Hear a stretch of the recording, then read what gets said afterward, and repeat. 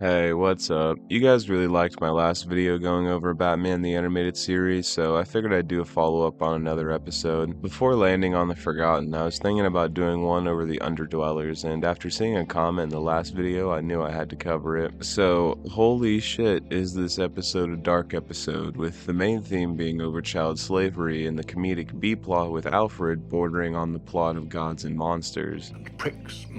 Hard, arrogant pricks. Just cut it out, okay? Isn't it bad enough that you've told me you're a fucking fairy? They even managed to slip in an anti-gun PSA. Ain't that a surprise? I got a gun. With the last episode I talked about, we saw corruption and greed, but it was isolated to a desert labor prison camp. But here we see some evil shit happening right under our feet. I talked about this in the video I made over the time Ron Perlman was Killer Croc, and you should go check that out after this video, but spaces like sewers and utility areas I find extremely atmospheric. Somewhere most people don't even know exist, but was planned out, built, and still used by the city, but left to be populated by rats and apparently a lot of sewer gators. Gotham has a real sewer gator problem. We even get a couple of fake out deaths and Batman telling the Sewer King, no, that's really his name, that if it weren't for the court system, he would have been left on the tracks. I don't want to give away too much yet, but I figured I'd brace you for what you're about to see. This has to be one of the darkest episodes of Batman the Animated Series.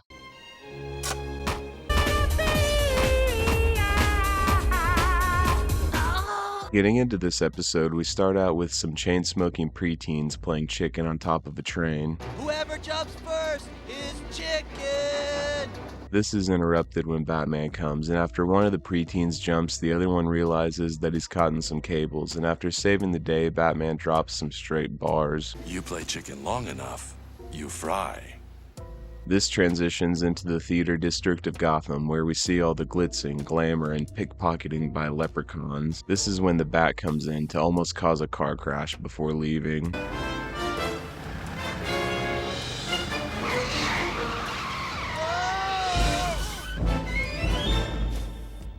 We then cut to the Batcave, where Bruce is going through an identity crisis and Alfred suggests going clubbing in the Bahamas. I do believe a break from Wayne Enterprises and crime fighting would do wonders. Perhaps a vacation, a bit of golf. Sounds boring. Bruce can't let his worries melt away in Margaritaville, though, because he's got a leprechaun to track down. This is when we see the living conditions of the slave children, with some of them making that knockoff Gucci you didn't think anyone would notice, and others working in fields to grow mushrooms. We see one of the children whack their shin real good, another one comes up to muffle his screams and wrap his wounds. The moment is interrupted by the bell, which leads us to our introduction to the Sewer King. Hurry, hurry, hurry, hurry! Are you ready for your lessons? Yes? I think so. I think so. This cracked out Ozzy Osbourne sounding king of Pooh Town is voiced excellently by Michael Patacali. Michael Patai, and you really get a feeling for how dangerous he is with his changes in volume, going from whispers to yells and talking in fragmented ramblings about invisible creeds and teaching lessons. You were heard, and we all know the punishment for talking. Don't we, boys and girls? It's also really creative how the Sewer King uses light as a punishment, and we actually see children being physically punished, which is quite rare in children's shows. A few hours in the light will make Jack a bright boy. I think that's why this episode stuck out to me for so long. The thought of one day ending up in the sewers farming mushrooms was a terrifying thought to a young turkey. We get a nice montage of the kids spreading around the city and the Batman using a wide variety of gadgets to search for the children. In most shows, when a series of gadgets is pulled out in a short span of time, it feels like a toy advertisement, but here it really feels like Bruce using every tool he has to find the kids and figure out what's going on. While Bruce is wandering around the subway tunnels, he activates the Fallout classic of cans on a string, and this alerts Frog and a chase breaks out.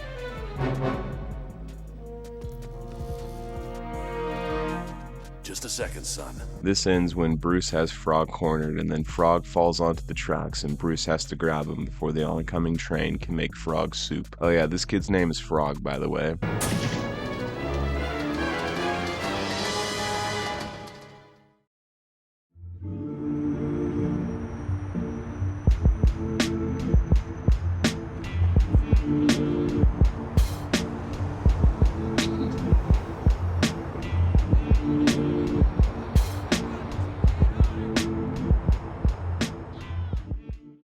After this, we see Bruce taking Frog to the Batcave and letting Alfred know that he's going to be taking care of him, and this is when the Gods and Monsters plot kicks in. I haven't done anything with you. You undressed for me. I've been kissing you. I even touched your prick. How will you ever be able to live with yourself? What do you want from me? We see Frog not wanting to get out of bed, and after Alfred pulls the sheets off of the bed, Frog gets a sick pair of Ray-Bans, and Alfred drags him into the bathroom for a shower. You'll feel much better when you're clean. In the criminal justice system, sexually based offenses are considered especially heinous. We cut back to the Sewer King, who's eating the gassiest turkey to ever be animated. Well, okay, that doesn't sound right. We cut back to the Sewer King, who's eating the most delectable turkey to ever be animated. I'm convinced that between this episode and the last episode I covered, this show is just really good at animating food. After the Sewer King figures out Frog is missing, he goes on a speech where he threatens all the kids into finding Frog or going hungry. It is I who care for you. I who provide for you. And only I who knows what's good for you. This is when we cut back to Frog and Alfred, where Alfred's trying to teach Frog table manners and Frog is chasing a bag. Knife, fork, spoon.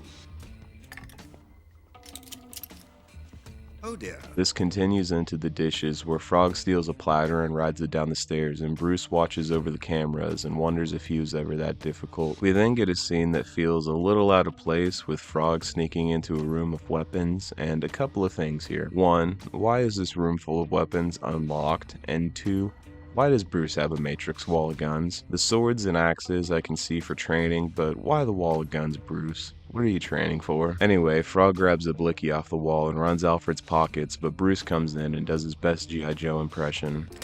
Children and guns do not mix. Ever. It wasn't loaded. But it could have been.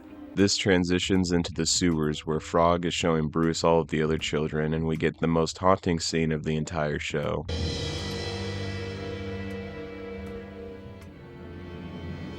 Evidence.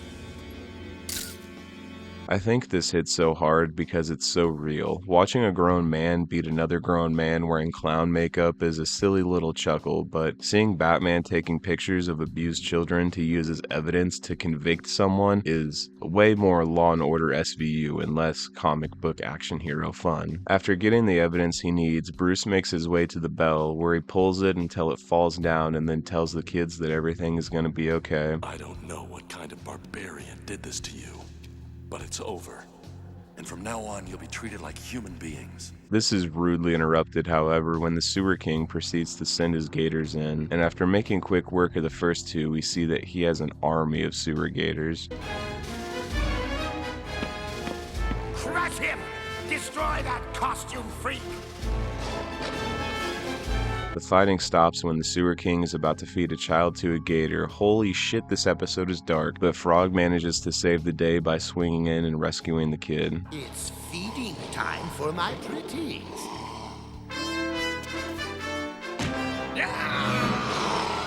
This leads into a chase between Batman and the Sewer King that ends with Bruce hanging by a thread and the Sewer King monologuing. You frighten my beloved children. Beloved children. Yes. We then get a fake-out death when the Sewer King falls into the pit of gators, Indiana Jones and the Temple of Doom style. Grab my hand!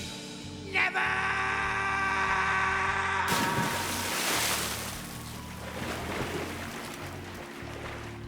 But as he said earlier, the gators are his pets, so instead of eating him, they bring him safely to a platform. We finally get to the last chase of the episode, with the Sewer King locking the door behind him and running, but Bruce is so done with his shit at this point, he just blows the door up.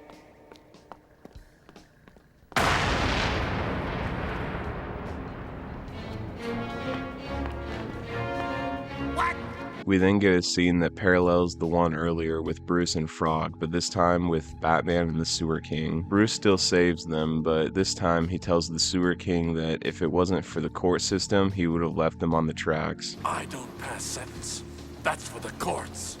But this time, I am sorely tempted to do the job myself. This episode ends with all the children getting freed and going back to their parents, and Bruce standing on a rooftop overlooking his job well done.